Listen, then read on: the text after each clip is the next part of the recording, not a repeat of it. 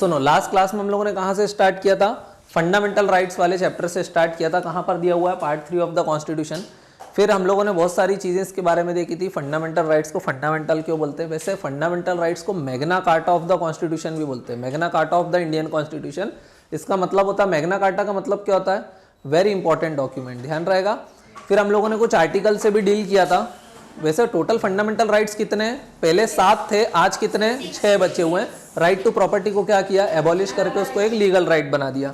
लाओ इधर दिखाओ रिमोट मुझे, ये समझ में आया था? फिर उसके बाद हमने आगे क्या किया था बताओ? उसके बाद फिर हम लोगों ने राइट टू इक्वालिटी, जो फर्स्ट हमारा फंडामेंटल राइट था, वहां से स्टार्ट किया था। राइट, तो राइट टू इक्वालिटी पहले तो हमने देखा था आर्टिकल नंबर 12, फिर आर्टिकल नंबर 13। 12 किसके बारे में बात करता था?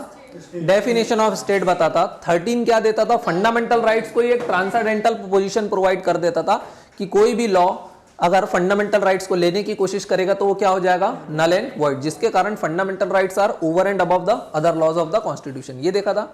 फिर उसके बाद हमने आर्टिकल 14 देखा था, फिर आर्टिकल 15 भी देखा था कि 14 पे ही बस कर दिया था। हाँ, तो 12, 13, 14 देखा था हम लोगों ने और वो सारी चीज़ों को डील किया था। तो फिर आज हम लोग कहाँ से कंटिन्यू करेंगे? आर्टिकल नंबर 15 के साथ डील करेंगे। अभी तक जो भी किया था उसमें किसी को कोई भी डाउट है? 14 में डाउट है? 14 में कितने पार्ट्स थे? 2 पार्ट्स थे। कौन कौन से? इक्वालिटी बिफोर लॉ और equal protection of law. Equality before law का मतलब क्या होता है? हाँ, all are equal in the eyes of state, तो ये क्या था? That is equality before law. और दूसरे का मतलब क्या था? Equal protection of law. मतलब दो लोगों को इक्वल कब मानेंगे? जब वो इक्वली सिचुएटेड पोजीशन पे होंगे तब। अगर दो अलग अलग सिचुएटेड लोगों को एक मान लिया तो अपने आप में क्या हो जाएगा? इनजस्टिस हो जाएगा, ध्यान रहेगा। लिया था ऑलरेडी, है ना। एवी डाइसी के प्रिंसिपल भी देखे थे, है ना। उसने रूल ऑफ लॉ के बारे में बताया था, उसमें से 3 चीजें थी, जिसमें से पहली वाली चीज हमने कहां से ली थी? एवी डाइसीस के प्रिंसिपल में। और वो कौन थे? He was a British jurist. ये सारी चीजें देख ली थी एवी डाइसी, उनके 3 प्रिंसिपल भी देखे थे हमने, है ना। रूल ऑफ लॉ का मतलब क्या होता है? एब्सेंस ऑफ आर्बिट्रेरी पावर, कि कोई भी मतलब कौन लॉ सुप्रीम रहेगा? एक सेकेंड, सुप्रीम कौन रहेगा? Law is supreme. किसी की मनमानी चलेगी क्या? आर्बिट्रेरी पावर चलेगा क्या? किसका राज चलेगा? लॉ का राज। दूसरा क्या लिखा था? इक्वालिटी बिफोर लॉ, यही हमने देखा था। No one is above the law, means all are equal in the eyes of law. लेकिन हमने एक और पार्ट भी जोड़ा, इक्वालिटी बिफोर लॉ, और साथ साथ जोड़ा इक्वल प्रोटेक्शन ऑफ लॉ, ध्यान रहेगा। तो ये हमने तीनों चीजों को ऑलरेडी समझ लिया था। फिर कुछ हमने आर्टिकल 14 में एक्सेप्शंस भी देखे थे इक्वालिटी बिफोर लॉ। क्या सब इक्वल हैं लॉ की नजरों में? आंसर इज यस, लेकिन यहाँ पर कुछ क्या दिए हुए हैं? एक्सेप्शंस। लाइक प्रेसिडेंट इक्वल है क्या लॉ की नजरों में? Answer is no. Governor equal है क्या? Answer is no. Visiting heads of the state, for example Donald Trump या क्या है अभी यूएस के प्रेसिडेंट जो बाइडन, अगर वो आते हैं तो क्या आप उनको अरेस्ट कर सकते हो? नहीं कर सकते हो, क्योंकि वो क्या है? एक्सेप्शन है इक्वालिटी बिफोर लॉ में। लेकिन ध्यान रखना, वो सिर्फ किस केस में एक्सेप्शनल है? क्रिमिनल केसेस में, ध्यान रहेगा। अगर प्रेसिडेंट के अगेंस्ट सिविल केस है, फॉर एग्जांपल इनकम टैक्स चोरी करने का केस है, तो फिर उनको प्रोटेक्शन मिलेगा क्या? नहीं। लेकिन क्रिमिनल केसेस में प्रोटेक्शन मिलेगा, आंसर इज यस। ईजी है। फॉरेन डिप्लोमेट्स वगैरह को भी क्या मिल जाती है? इम्यूनिटी मिल जाती है। ईजी था ये। आर्टिकल 14 के बाद कल हम लोगों को क्या करना था? उसके बाद आर्टिकल नंबर 15, यही देखा था हम लोगों ने। आर्टिकल 15 क्या बोलता है? इसका टेक्स्ट क्या बोलता है? Article 15 is prohibition of discrimination. Discrimination से आप लोग क्या समझते हो? What is this discrimination? देखना, एक होता है स्टीरियोटाइप। स्टीरियोटाइप मतलब क्या होता है बताओ? नहीं, बिल्कुल किसी के लिए आपने predetermined perception, for example womens are weak, ये बोल सकते हैं। या गर्ल इज अ लायबिलिटी, है ना। बोलते ना, my goat is an asset but girl is a liability. बोले बकरी भी मेरी संपत्ति है लेकिन गर्लफ्रेंड क्या है? बोझ है। ये क्या हो रहा है? This is a pre determined notion. ये क्या हमेशा सच होते हैं स्टीरियोटाइप? नहीं। लेकिन जब वही स्टीरियोटाइप आपके एक्शन पार्ट में दिखने लग जाए, अभी आप सिर्फ सोच रहे थे girl is a liability, but now आप उसको एक्शन पार्ट में ले आए हो। भाई ये मान के चल रहे हो लायबिलिटी, तो अब आप उसके साथ क्या कर रहे हो? एक्शन पार्ट में ले आए, तो अब हम उसको क्या बोलेंगे? This is discrimination. अब आप क्या शुरू कर चुके हो? भेदभाव शुरू कर चुके हो। सोचना प्लस बाद में उसको आपके एक्शन पार्ट में ले आना, that is discrimination. So article 15 talks about prohibition of discrimination, कि मतलब किसको रोकने की बात करता है? डिस्क्रिमिनेशन को रोकने की बात करता है। लेकिन किन ग्राउंड्स पे?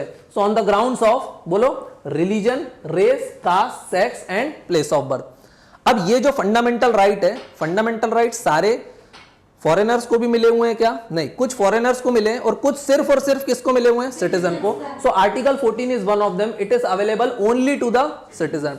अच्छा, आर्टिकल 14 किस किस को मिला हुआ था? Both to citizen as well as foreigner, मतलब it is available to person. Article 14 किसको मिला हुआ था? पर्सन्स को। It includes both citizen as well as foreigner. लेकिन आर्टिकल 15 सिर्फ और सिर्फ किसको मिला हुआ है? Citizens of India. तो आप किसी भी सिटीजन के साथ डिस्क्रिमिनेट नहीं कर सकते। किन ग्राउंड्स पे? On the basis of religion. ये नहीं कि हिंदू मुस्लिम है। रेस मतलब ये नहीं कि बोले नॉर्थ ईस्टर्न है तो बोले मंगोलॉइड्स का, मंगोल का बच्चा तो उसको नहीं देंगे, ये ऐसा नहीं कर सकते आप। या बोलो कि द्रविडियन है या आर्यन है, इस बेसिस पे आप नहीं कर सकते। रेस, कास्ट के बेसिस पे किसी के साथ डिस्क्रिमिनेशन नहीं कर सकते। सेक्स मतलब मेल है फीमेल है ना। दो वर्ड होते हैं, एक जेंडर और एक होता है सेक्स। डिफरेंस पता है ना? बस। और लास्ट क्या है? Place of birth. कि ऐसा नहीं कि बोले वो मध्य प्रदेश में पैदा हुआ इसलिए उसको डिस्क्रिमिनेट कर दें, या वो आंध्र प्रदेश में पैदा हुआ इसलिए उसके साथ डिस्क्रिमिनेशन कर दें। सो प्लेस ऑफ बर्थ पे भी डिस्क्रिमिनेशन अलाउ नहीं है। लास्ट वर्ड और भी लिखा रहता है एनी ऑफ देम, कि इनमें से अगर कोई भी ग्राउंड है तो आप डिस्क्रिमिनेशन नहीं कर सकते हो। And this right is available only to the citizens of India. लेकिन देखना यहां पर ग्राउंड्स मेंशन है कि इन ग्राउंड्स पे आप डिस्क्रिमिनेशन नहीं कर सकते, लेकिन अगर कोई और ग्राउंड है तो फिर आप डिस्क्रिमिनेशन कर सकते हो। For example, womens are not allowed in combat operation. क्या वो लड़ाई कुश्ती उश्ती कर सकती है? Answer is no.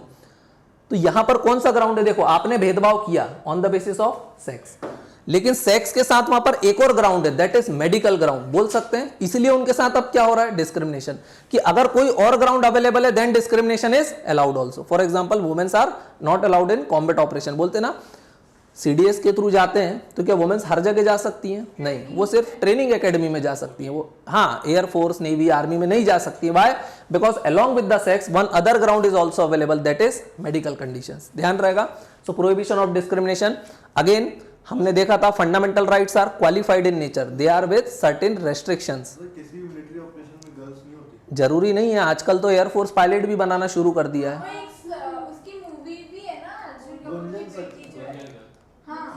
हाँ, तो देख लेना उसको, मूवी को, गुंजन सक्सेना को। वो मूवी में कौन है हीरो? सोनम कपूर हीरोइन है। तो बस फिर वो मूवी फ्लॉप होगी, आई एम श्योर।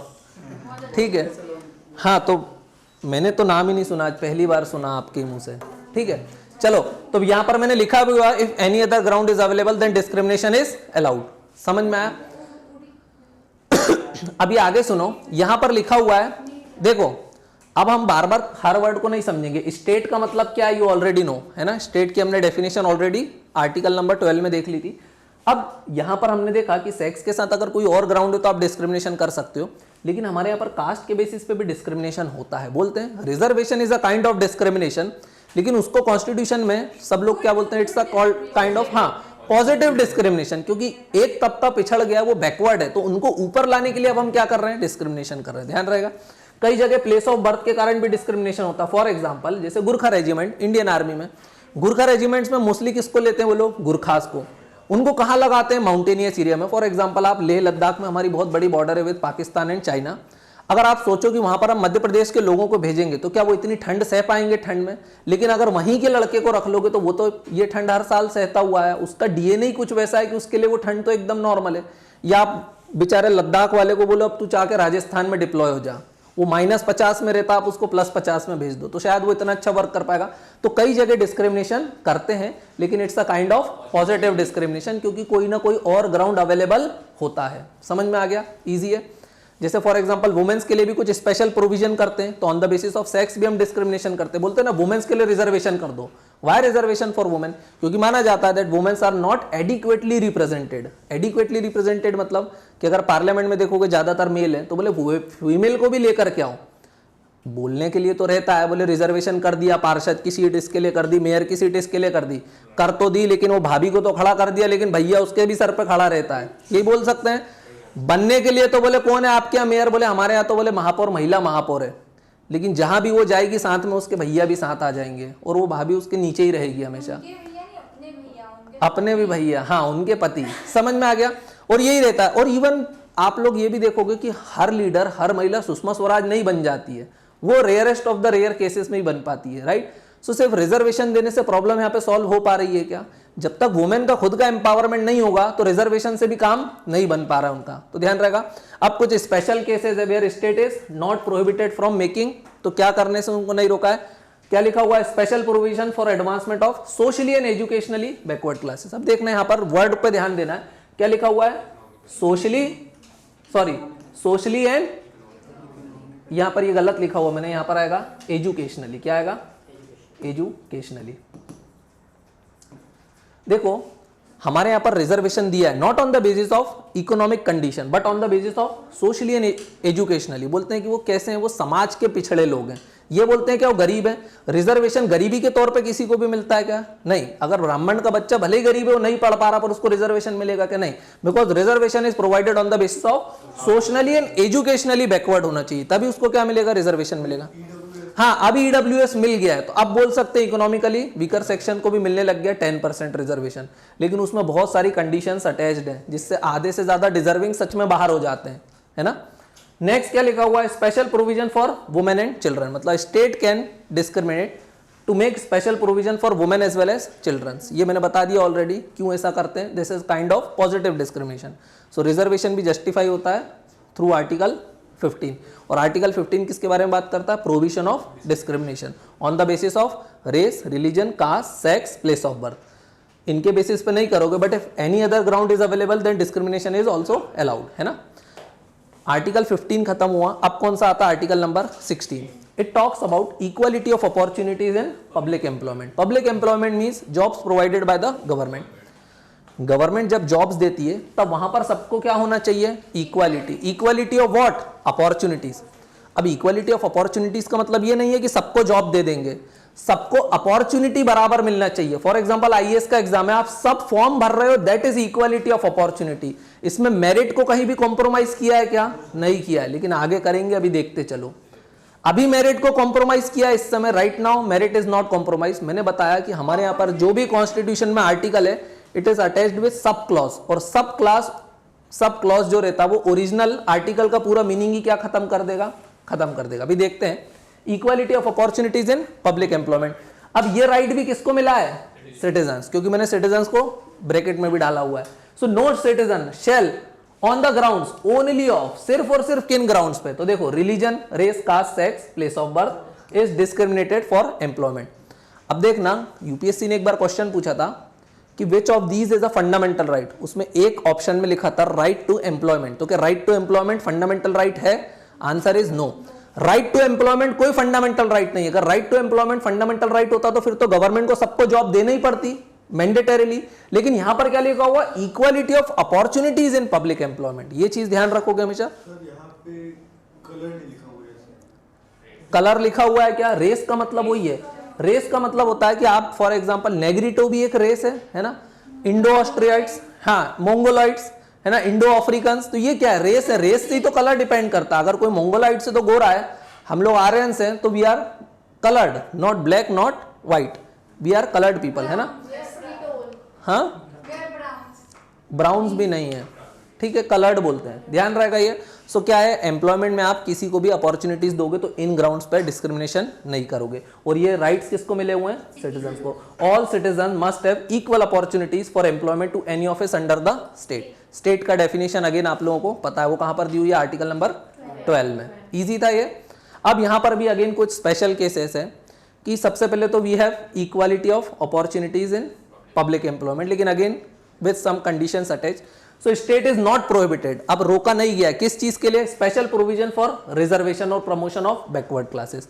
और बैकवर्ड का मतलब अगेन क्या है, socially and educationally, not economically, socially and educationally backward classes के लिए स्टेट अगर स्पेशल प्रोविजंस बनाता है तो वो बना सकता है। सो रिजर्वेशन जस्टिफाई किया इसने, यस। दूसरा क्या लिखा है, state can not impose restrictions on religious institution regarding election of their official from the same religion. अब इसका मतलब क्या है, फॉर एग्जाम्पल बड़े बड़े मंदिर है, तिरुपति बालाजी का मंदिर है, राजा तो मर गए लेकिन अब वो मंदिर किसकी प्रॉपर्टी है, तो बोले this is the property of state, state की प्रॉपर्टी बन गया।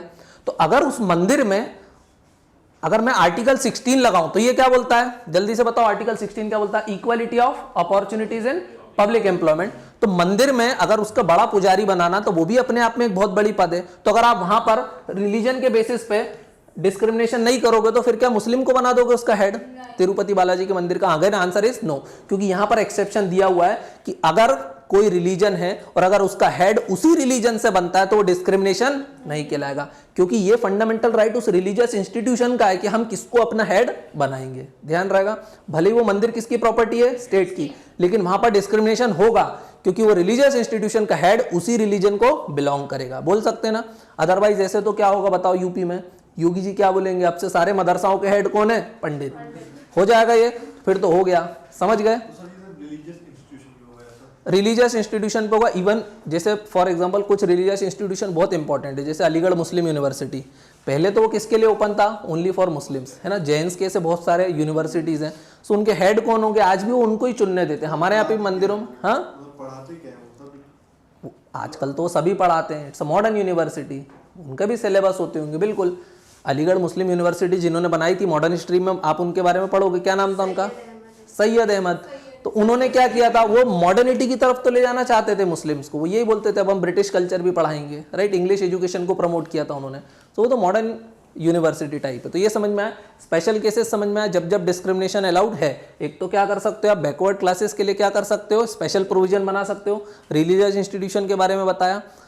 अब देखना, इससे रिलेटेड एक बहुत फेमस केस आया, क्या नाम था उसका? इंदिरा साहनी। क्योंकि मैंने बताया कुछ रिलीजियस इंस्टीट्यूशंस ऐसे थे जो एजुकेशन प्रोवाइड करते थे इंक्लूडिंग जैन्स एंड मुस्लिम्स। अब वहां पर क्या हुआ भाई, उन लोगों ने बोला कि हम दूसरे रिलीजन के लोगों को एंट्री नहीं देंगे, लेकिन अगेन वो प्रॉपर्टी अब किसकी है? स्टेट की है। तो उससे बहुत फेमस एक केस आया जिसको क्या बोलते हैं? इंदिरा साहनी केस। केस किसके पास आया? सुप्रीम कोर्ट के पास। Case is related with the article 16 of the Indian constitution, और आर्टिकल 16 क्या बोलता है? Equality of opportunities and public employment. अब देखना, आर्टिकल 16 में हमने एक एक्सेप्शन देखा जिसको हम क्या बोलते हैं? Article 4, article 16 sub clause 4। मतलब क्या? आर्टिकल 16 का फोर्थ पार्ट क्या बोलता है? It empowers the state to make special provision for backward classes which in the opinion of states are not adequately represented। अब देखना, रिजर्वेशन के प्रोविजंस तो बनाना है किनके लिए? बैकवर्ड क्लासेस के लिए। लेकिन who is an backward? Backward कौन है, इसकी डेफिनेशन कौन देगा? तो इसमें लिखा हुआ है in the opinion of state they are not adequately represented. तो बैकवर्ड कौन है? देखो, बैकवर्ड तो बहुत सारे हो सकते हैं, कई तरीके की बैकवर्डनेस हो सकती है, लेकिन स्टेट की ओपिनियन में वो क्या है? एडिक्वेटली रिप्रेजेंटेड नहीं है, इसलिए उनके लिए क्या बनाए जा रहे हैं? बोलो, रिजर्वेशन के प्रोविजन है। फॉर एग्जांपल स्टेट को लगता है कि भाई SC ST क्या है? प्रॉपर्ली रिप्रेजेंटेड नहीं है, बैंक की जॉब में बोले वो नहीं दिखाई देते, तो उनके लिए क्या बनाना है? रिजर्वेशंस बनाना है। तो इसी के रिगार्डिंग सुप्रीम कोर्ट ने क्या दिया? प्रॉपर तरीके से एक जजमेंट दिया, और किस केस में दिया? इंदिरा साहनी। इस जजमेंट को देखते हैं, लेकिन सुप्रीम कोर्ट ने एक बात और बोली कि देखना, ये बैकवर्ड का मतलब क्या है? तो सुप्रीम कोर्ट ने बोला कि स्टेट के ऊपर कोई ऐसी रोक टोक नहीं है, स्टेट चाहे तो बता सकता है कि ये बैकवर्ड है और ये और ज्यादा बैकवर्ड है। फॉर एग्जांपल OBC, सबने सुना है, अदर बैकवर्ड क्लासेस। OBC में सुप्रीम कोर्ट ने एक कंसेप्ट या स्टेट ने एक कंसेप्ट और निकाला, वो बैकवर्ड को भी दो कैटेगरी में बांटते हैं, एक मोर बैकवर्ड और एक लेस बैकवर्ड। लेस बैकवर्ड कौन है? जो क्रीमी लेयर में आते हैं, बोले जिनकी सैलरी वैलरी अच्छी तो वो कैसे हैं? लेस बैकवर्ड है, और जिनकी क्रीमी लेयर में नहीं आते वो क्या है? मोर बैकवर्ड है। तो सुप्रीम कोर्ट ने इंदिरा साहनी जजमेंट में क्या बोला कि ऐसा कोई, देखो, जब OBC के लिए स्टेट ने मतलब गवर्नमेंट ने ये प्रोविजन बनाया कि भाई they are more backward, they are less backward, तो अगेन ये क्वेश्चन करा सुप्रीम कोर्ट से कि क्या ऐसा किया जा सकता है कि आप किसी को बोलो ये ज्यादा बैकवर्ड है, कम बैकवर्ड है? तो सुप्रीम कोर्ट ने बोला यस। तो there is no bar on the state classifying citizens as backward और लेस बैकवर्ड। तो यही इंदिरा साहनी केस में उसने बताया। अब उन्होंने आगे भी बात करी, रिजर्वेशन के बारे में भी बात करी। इंदिरा साहनी केस को फेमसली हम किस नाम से जानते हैं? मंडल कमीशन केस से जानते हैं। मंडल कमीशन सेकेंड बार आया था, मोरारजी देसाई की सरकार में बिठाया गया था कमीशन, ये देखने के लिए कि क्या OBC का रिजर्वेशन बढ़ाया जा सकता है। उस समय सरकार किसकी हुआ करती थी? मोरारजी देसाई की। मंडल कमीशन ने तो अपनी रिपोर्ट दे दी थी, लेकिन मोरारजी देसाई ने उसको इंप्लीमेंट नहीं किया था। आने वाली सरकार में जिनका नाम था VP सिंह, उन्होंने इसको क्या किया? इंप्लीमेंट भी किया। तो देख लेते हैं, इंदिरा साहनी केस में सुप्रीम कोर्ट ने कुछ गाइडलाइंस दी। सुप्रीम कोर्ट ने बोला आप रिजर्वेशन दो, लेकिन रिजर्वेशन किसको क्रॉस नहीं करना चाहिए? It should not cross 50%। जितना रिजर्वेशन देना है दो, जितना बैकवर्ड कैटेगराइज करना है करो, लेकिन टोटल सीट्स में से 50% से ज्यादा रिजर्वेशन नहीं होना चाहिए। अब लेकिन उसमें भी क्या बोल दिया? एक्सेप्ट, अपवाद दे दिया, इन सम एक्स्ट्राऑर्डिनरी सिचुएशन, कि अगर एक्स्ट्राऑर्डिनरी सिचुएशन है तब रिजर्वेशन 50% को क्रॉस कर सकता है। जैसे अभी की अगर मैं बात करूं, 50% रिजर्वेशन तो था ही भारत में, ईडब्ल्यूएस के लिए आ गया +10% हो गया। तो अब उसने किस केस को वायलेट कर दिया सुप्रीम कोर्ट के? इंदिरा गांधी, क्योंकि 50 पहले से था, प्लस कितना आ गया अब, तो अब रिजर्वेशन नॉर्मली कितना हो गया है 60%। तो इंदिरा साहनी के जजमेंट की गाइडलाइंस को तो क्या कर दिया पार्लियामेंट ने, वायलेट कर दिया।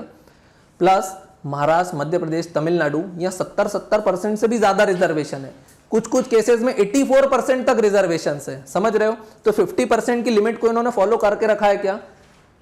नॉट नेसेसरली, बिल्कुल हो रहा है। इवन इंदिरा साहनी केस का भी वॉयलेशन हो रहा है, लेकिन again this matter is debatable. जैसे हरियाणा में क्या चला था, जाट एजिटेशन चला था, Jat agitation is for reservations. उन्होंने क्या बोला था, भाई हमको भी क्या दे दो, रिजर्वेशन। मणिपुर वॉयलेंस भी कहीं ना कहीं किससे जुड़ी हुई है, रिजर्वेशन से। अब देखना, जाट एजिटेशन में दो चीजें हुई, जाट लोगों ने ग्रुप बनाए और ग्रुप बना के उन्होंने क्या किया, उन्होंने बोला अब हम पीसफुल धरना नहीं देंगे, गांधी वाली मांगे बोले पूरी नहीं होती, पीसफुल धरना दो तो भूख हड़ताल करके मर जाओ लेकिन किसी को फर्क नहीं पड़ता। उन्होंने बोला रोड ब्लॉकेज करो, रेल ट्रैक को ब्लॉकेज करो, सब पूरी अर्थव्यवस्था को क्या कर दो, कट ऑफ कर दो, जाने नहीं देंगे, आने नहीं देंगे, आगजनी, चक्का जाम, ये शुरू किया उन्होंने।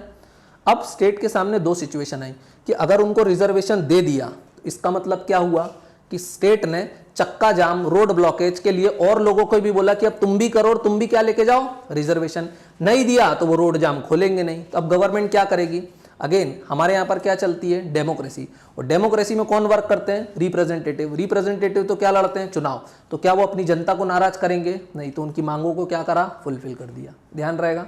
तो ये होता है रिजर्वेशन का कॉन्सेप्ट। और आप लोग यहाँ पर देख रहे हो 50% की लिमिट किसने लगाई है, इंदिरा साहनी, जिसको फेमसली हम क्या बोलते हैं, मंडल कमीशन केस। ध्यान रहेगा। हाँ बिल्कुल मिल गया, क्यों नहीं मिलेगा, क्योंकि उन्होंने एकजुट होकर, यूनाइटेड होकर क्या किया, एजिटेशन मूवमेंट किया उन लोगों ने और चलाया। अब वो जैसे भी किया, अब रिजर्वेशन की एक क्वालिटी और भी रहती है कि जो ये 50% थे, क्या आप उनको इसमें एडजस्ट कर सकते हो? इसमें करोगे तो ये लोग वाले क्या करेंगे, एजिटेशन, कि हमारा अधिकार उनको कैसे दिया, बोल सकते हैं। तो अब ये सारा रिजर्वेशन जाएगा कहां से? जो बचा हुआ 40% है, भाई 60 तो ऑलरेडी खत्म हो चुका है, बचा कितना है, 40%। 40 में से उनको भी कुछ दे दिया, राइट। नेक्स्ट क्या लिखा हुआ है कि देखना, सुप्रीम कोर्ट ने बोला, कौन से केस में, इंदिरा साहनी में। अब सुप्रीम कोर्ट नहीं, देखो पहले हमने देखा था सुप्रीम कोर्ट ने इंदिरा साहनी जजमेंट में एक और चीज बोली थी कि स्टेट के ऊपर है, वो किसी को बैकवर्ड बोल सकता है, मोर बैकवर्ड बोल सकता है, लेस बैकवर्ड बोल सकता है, कोई स्टेट के ऊपर रोक टोक नहीं। There is no bar on the state classifying people as backward और मोर बैकवर्ड, है ना, या लेस बैकवर्ड। बिल्कुल, रिजर्वेशन मिलती है in the opinion of state they are not adequately represented, कि वो एडिक्वेटली रिप्रेजेंटेड नहीं है।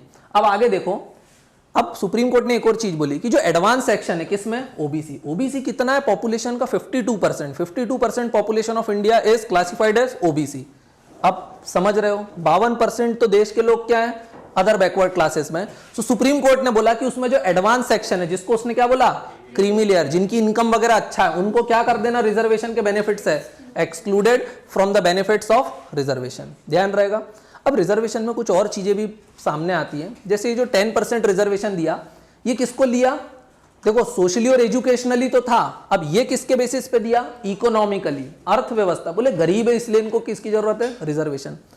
लेकिन यहां पर स्टेट का एक चेहरा और देखने को मिलता है। आप एमपीपीएससी का फॉर्म भरो, व्यापम का फॉर्म भरो, बैंक का फॉर्म भरो, SC ST से तो ये नहीं ले सकते पैसा, क्योंकि उनके लिए तो ऑलरेडी चल रहा है, उनके लिए फीस 100 रुपए, बाकी जनरल वाला कितने भरेगा, 1000 रुपए।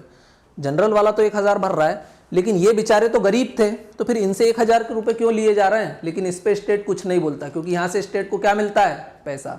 सो रेवेन्यू जनरेशन भी हो रहा है साथ साथ, समझ में आ रहा है। रिजर्वेशन तो दे दिया, लेकिन पैसे की फॉर्म की फीस कम करी क्या, नहीं करी। तो ये चीज भी, दूसरी चीज ये भी क्रिटिसाइज करते हैं, यूपीएससी का फॉर्म भरते हो, यूपीएससी में बड़ा अच्छा सिस्टम चलता है, SC ST और लड़कियों के लिए फॉर्म फ्री, लड़कों के लिए फॉर्म 100 रुपए, दैट इज ओके ऑल्सो, कि जो नॉन सीरियस है जबरदस्ती नहीं कि वो सब फॉर्म भर दें। 100 रुपए फीस एक रीजनेबल फीस है। लेकिन बैंकों की फीस देखो, 1-1 हज़ार के फॉर्म, PSC की फीस देखो, परीक्षा लेंगे नहीं और फीस कितनी लगवाएंगे बच्चों से, तो 50 सीट निकालेंगे और 5 लाख फॉर्म भरवा लेंगे, और सबसे 1000 रुपए लेके कितना बड़ा अमाउंट इन्होंने जमा कर लिया, समझ रहे हो। हाँ, उन जो 50 अधिकारियों की उनके रिटायरमेंट तक की सैलरी तो एक वैकेंसी से निकाल लेते हैं, ये बोल सकते हैं। सो ये बिजनेस जो चल रहा है ना, दैट इज ऑल्सो रॉन्ग। लेकिन इस पर भी सुप्रीम कोर्ट की कोई गाइडलाइंस आई है क्या, नहीं आई है। तो इंदिरा साहनी केस के दो चीजें आपको समझ में आई। फिर आगे भी बोला सुप्रीम कोर्ट ने कि देखो, reservation should be limited to initial appointment only, किसी को बैंक मैनेजर या ऑफिसर बनाना पीओ के लिए, बोले बस पीओ बना दो, उसके बाद प्रमोशन में रिजर्वेशन मत देना। तो इंदिरा साहनी में आगे क्या बोला, no reservation in promotion, reservation is confined to initial appointments only. अभी पार्लियामेंट इन सबको चेंज करेगी, क्योंकि पार्लियामेंट क्या, लोग इससे भड़क गए होंगे सुप्रीम कोर्ट के जजमेंट से, सो पार्लियामेंट इन सबको चेंज करेगी थ्रू कॉन्स्टिट्यूशनल अमेंडमेंट्स। अभी आगे देखेंगे अपन। नेक्स्ट उसने बोला कि भाई क्या हो, फॉर एग्जांपल कोई सीट आई, 100 सीट्स थी, सीट भरी नहीं पाई, कुछ सीटें बच गई, है ना। अब जो सीटें बच गई वो अगले साल में जुड़ जाएंगी। मान लो हर साल कितनी सीट्स आती हैं जॉब के लिए, 100, लेकिन इस बार केवल कितनी सीट्स फिल हो पाई, 80। अब जो बच गई कितनी सीट्स, 20। तो अगले साल जो भी वैकेंसी निकलेगी उसमें 100 तो रहेगी, प्लस कितनी रहेगी, 20 सीट्स। तो टोटल सीट्स कितनी निकलना है, 120। तो ये जो 20 सीटें थी ये क्या हो गई, कैरी फॉरवर्ड। ये क्या हो गई, कैरी फॉरवर्ड। तो सुप्रीम कोर्ट ने बोला कि कैरी फॉरवर्ड रूल तो एप्लीकेबल है, उसमें भी रिजर्वेशन लगाना, लेकिन अगेन रिजर्वेशन को क्या मत क्रॉस करना, 50% का रूल ध्यान रखना। यही बोला सुप्रीम कोर्ट ने। सो इंदिरा साहनी केस में सुप्रीम कोर्ट ने क्या क्या बोला, पहले एक बार रिवाइज करो। उन्होंने क्या बोला, टोटल रिजर्वेशन को किससे ज्यादा मत जाने देना, 50% से नॉर्मल कंडीशंस में। दूसरा क्या बोला, एडवांस सेक्शन क्रीमी लेयर को क्या करना, एक्सक्लूड कर देना। तीसरा क्या बोला, नो रिजर्वेशन इन प्रमोशन। चौथा क्या बोला, carry forward rule is applicable but again subjected to 50% rule. अब ये चीजों को चेंज करने के लिए पार्लियामेंट ने क्या किया, कॉन्स्टिट्यूशन में अमेंडमेंट किया। So parliament brought constitutional amendment act through 77 constitutional amendment act of 1995। Parliament ने क्या बोला कि parliament allowed reservation in promotion. Parliament बोला नहीं, हम प्रमोशन में भी क्या देंगे, अब रिजर्वेशन देंगे। ध्यान रहेगा। सो क्या प्रमोशन में रिजर्वेशन अलाउड है, आंसर इज यस। क्यों, क्योंकि पार्लियामेंट ने क्या किया, 77 कॉन्स्टिट्यूशनल अमेंडमेंट एक्ट से इसको अलाउ कर दिया। फिर एक और लाया, हाँ, जितना देना है प्रमोशन में, कोई उसमें कैप वगैरह नहीं, क्योंकि उन्होंने तो क्या बोला, प्रमोशन में सुप्रीम कोर्ट ने तो कोई गाइडलाइन दी नहीं थी, उसने तो बोला क्या, प्रमोशन में दो ही मत, लेकिन इन्होंने क्या बोला, देंगे। अब कितना देंगे, नोबडी नोज। ये जिसके फादर मदर होते हैं उनको पता रहता है। जनरली जैसे मेरी मम्मी की बात कर रहा हूँ, 35 ईयर्स हो गए, उनको इस बार गवर्नमेंट की तरफ से स्पेशल रिवॉर्ड मिला because she has completed 35 years of service.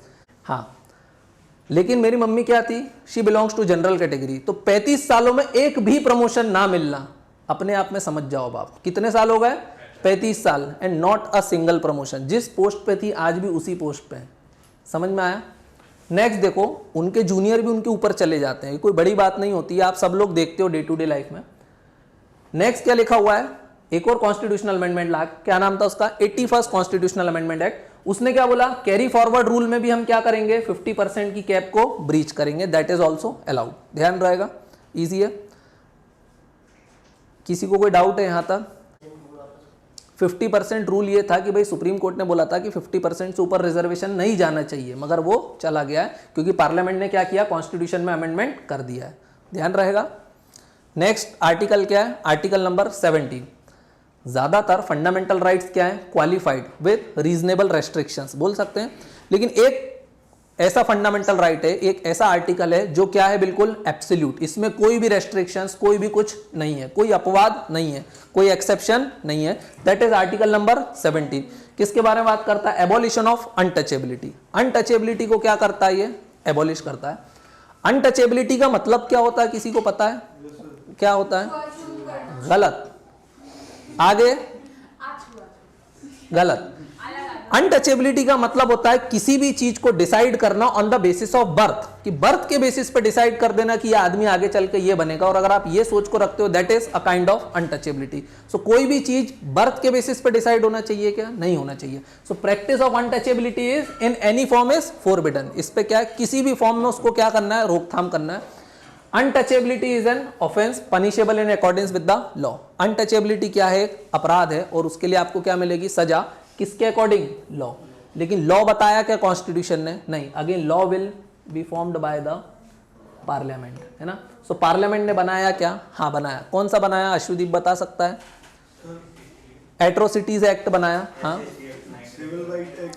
Civil rights protection act बनाया 1955, और एट्रोसिटीज एक्ट बनाया। ध्यान रहेगा। और ये जो फंडामेंटल राइट है ये कैसा है, एब्सोल्यूट, मतलब यहां पर कोई भी अपवाद या एक्सेप्शन नहीं है। इजी है ना।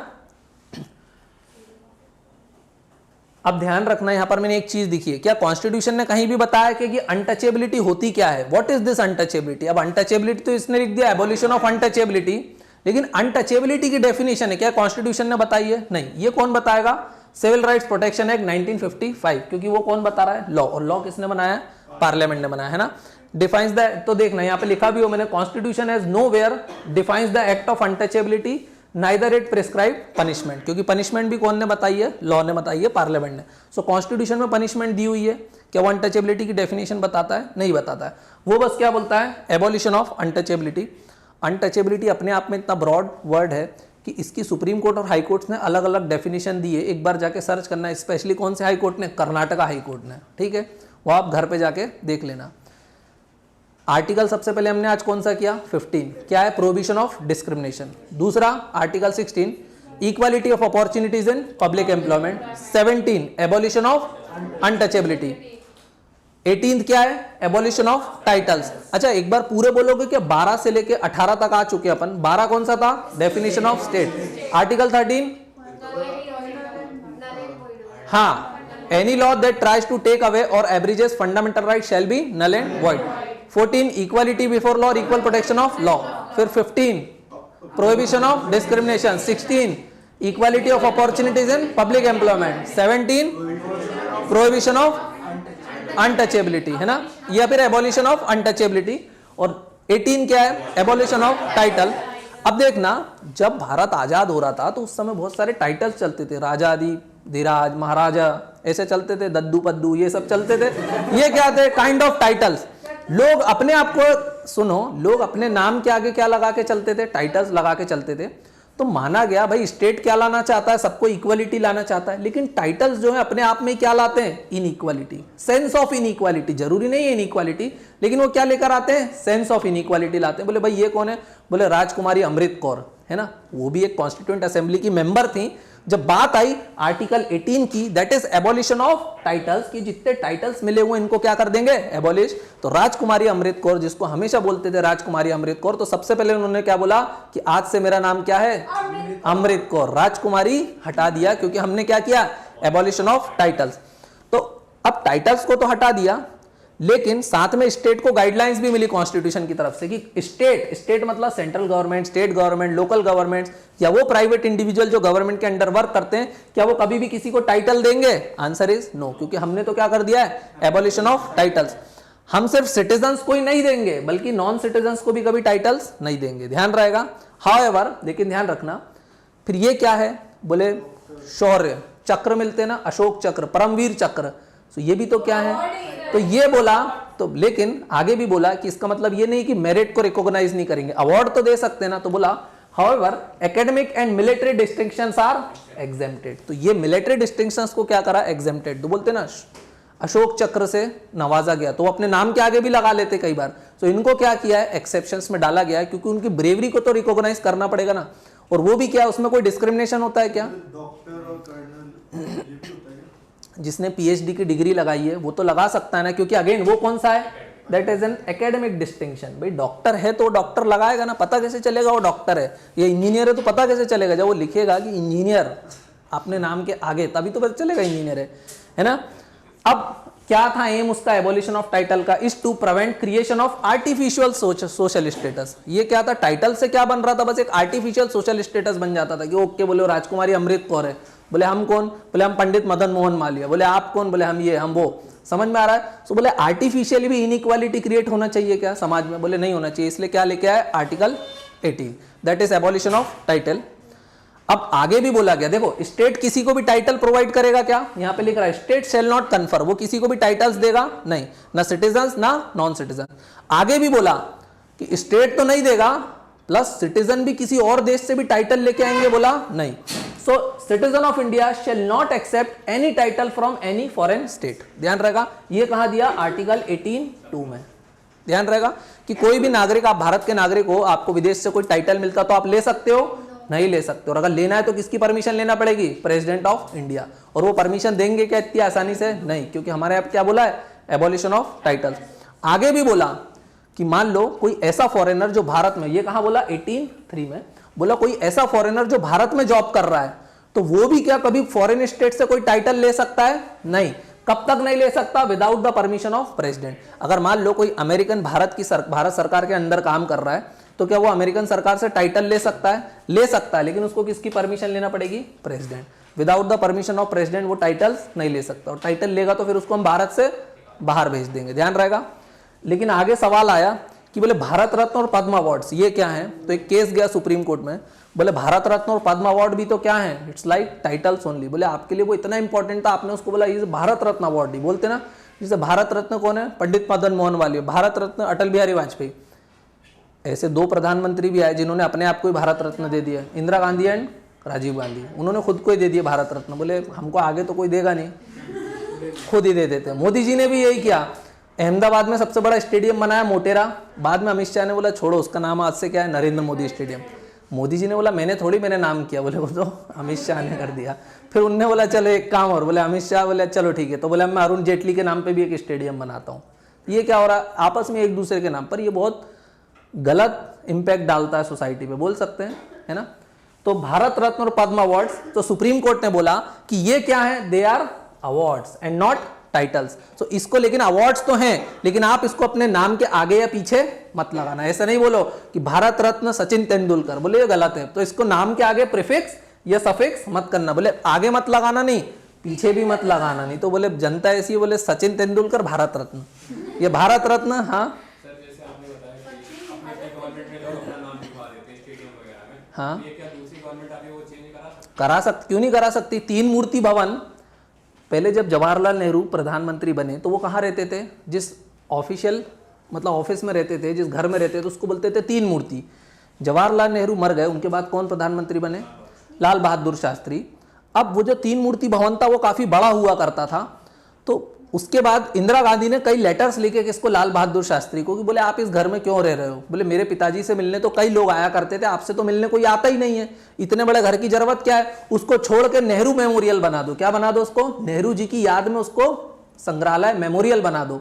बन गया था। सो 3 मूर्ति भवन क्या बन गया बाद में? नेहरू मेमोरियल। क्योंकि जब लाल बहादुर शास्त्री मरे उसके बाद कौन बन गई? इंदिरा गांधी। उन्होंने बोला अब इसको क्या बना दूंगी मैं? नेहरू मेमोरियल। वो अभी तक नेहरू मेमोरियल था, लेकिन अभी 3-4 दिन पहले मोदी जी ने क्या किया? उसको प्रधानमंत्री मेमोरियल बना दिया। क्या बना दिया? उसको नेहरू मेमोरियल से नाम बदल के क्या कर दिया? प्रधानमंत्री संग्रहालय। बोले सिर्फ वहां पे नेहरू जी की फोटो क्यों लगे, बाकी प्रधानमंत्रियों की भी लगाओ ना। तो ये क्या हुआ? अभी काफी डिबेट भी चल रहा है। और नाम बदलते हैं क्या? बिल्कुल बदलते हैं। बहुत सारी चीजों के नाम बदल दिए उन्होंने, बदले कि नहीं बदले वो तुम लोग भी देखते हो। तो नाम बदला जा सकता है? Answer is yes. शहरों के नाम बदल रहे हैं यार, है ना। वो भी बदल सकते हैं, डेफिनेटली बदल सकते हैं। सारी स्कीमों का नाम पहले रहते थे राजीव गांधी है, राजीव गांधी वो, ये लोग आ गए अटल बिहारी वो, अटल बिहारी है। पर ज्यादातर बीजेपी में चलाते प्रधानमंत्री योजना, यही चलाते हो। प्रधानमंत्री आवास योजना पहले चलती थी, बोले इंदिरा गांधी योजना, राजीव गांधी योजना। ये लोग क्या चलाते हैं? प्रधानमंत्री योजना। बोले पर्टिकुलर इंडिविजुअल का नाम पसंद नहीं बीजेपी को। समझ में आ गया? फोटो तो लगाते हैं भाई, फोटो भी कई बार क्या क्रिएट करता है? बहुत र्यूमर्स क्रिएट करता है। जैसे स्कीम आती कोई भी, स्कीम को बोलते हैं सेंट्रली स्पॉन्सर्ड स्कीम। क्या बोलते हैं? Centrally sponsored scheme. जैसे केंद्र ने कोई भी स्कीम चलाई, अब स्कीम कौन ने चलाई? केंद्र ने। वो किसको मदद करती है? स्टेट्स को, क्योंकि स्टेट्स के पास फंडिंग की कमी रहती है, तो सेंटर उनको क्या देता है? पैसा। यूजुअली होता है कि 60% पैसा कौन देता है? सेंटर। 40% पैसा कौन देता है? स्टेट, है ना। लेकिन जो भी स्कीम है उसमें 40% पैसा तो कौन मिला रहा है? स्टेट। एमपी यूपी मिला रहा है, इंक्लूडिंग वेस्ट बंगाल मिला रहा है। और यहां पर पैसा कौन दे रहे हैं? अपने मोदी जी, सेंट्रल गवर्नमेंट। तो यही बात पे अड़ गई कौन? वेस्ट बंगाल की चीफ मिनिस्टर। प्रधानमंत्री ग्राम सड़क योजना। बोले ग्राम सड़क योजना कैसी स्कीम है? सेंट्रली स्पॉन्सर्ड स्कीम है। तो बोले उस पर फोटो से मोदी जी का ही क्यों लगा के रखा है? बोले क्योंकि क्या पूरा पैसा 100% मोदी जी दे रहे हैं? नहीं। तो बोले जब 40% हमसे ले रहे हो तो हमारी छोटी फोटो सही, लेकिन बगल में लगाओ तो सही, और नहीं लगाओगे तो हम इस स्कीम को इंप्लीमेंट नहीं कर रहे हैं। और यहाँ पे कोई जोर शोर रहता है क्या? नहीं। स्टेट चाहे तो इंप्लीमेंट करे, वो बोलते नहीं है हमारे पास 40% भी लगाने को। पर इसमें कुछ एक्सेप्शंस भी रहते हैं, जैसे नॉर्थ ईस्टर्न स्टेट्स हैं जिनके रेवेन्यू या फाइनेंशियल कंडीशन वीक रहती है, तो वहां पर क्या सेंटर कितना लगाती है? 90%। बोले तुम बच्चे हो तो तुम सिर्फ 10% ही लगा देना, ठीक है। ईजी है ये सारी चीजें, है ना। नॉर्थ ईस्टर्न स्टेट्स या बोलते हैं special states, special category status मांगते हैं ना बहुत सारे स्टेट, जैसे बिहार मांग रहा, महाराष्ट्र मांग रहा। वो क्यों मांग रहा है? ताकि हर स्कीम में सेंटर से कितना पैसा मिले उनको? 90%। तो क्या बिहार वीक है? नहीं, लेकिन वो क्या मांग रहा है, स्पेशल कैटेगरी स्टेटस, ताकि सेंटर से कितना पैसा ले सके, 90%। स्पेशल कैटेगरी तो मध्य प्रदेश को मिलना चाहिए, बोल सकते हैं, बिल्कुल बोल सकते हैं। फाइनेंशियली भी वीक है, हर चीज़ में एकदम लास्ट में आता है ना, फिर भी हमको क्या है, हम लोग तो शान से कितना बोले भाई, किसी का पैसा खाते नहीं, हमको 40 दो, 40 हम खुद से मिलाएंगे। आर्टिकल का मतलब समझ में आया, आर्टिकल 18 का मीनिंग समझ में आया। Article 18 talks about abolition of titles. याद तो नहीं करना पड़ रहा है। अब कुछ क्वेश्चंस हैं फंडामेंटल राइट्स पे, फटाफट करते हैं। पहला क्वेश्चन स्क्रीन पे सॉल्व करो।